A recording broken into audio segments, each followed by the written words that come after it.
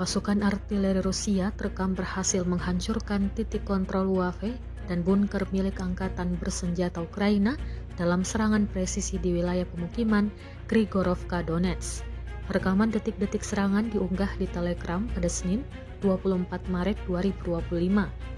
Berdasarkan laporan dari unit artileri, sasaran berhasil dihantam dengan akurasi tinggi, menyebabkan kehancuran signifikan pada infrastruktur pertahanan militer Ukraina.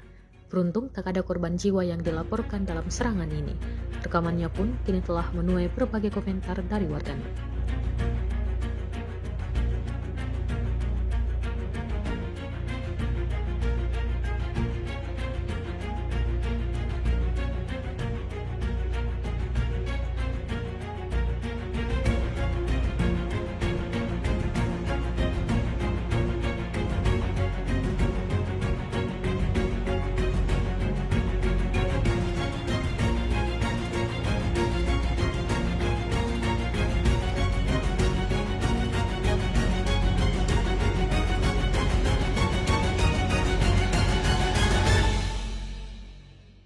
Download Tribun X sekarang, menghadirkan lokal menjadi Indonesia.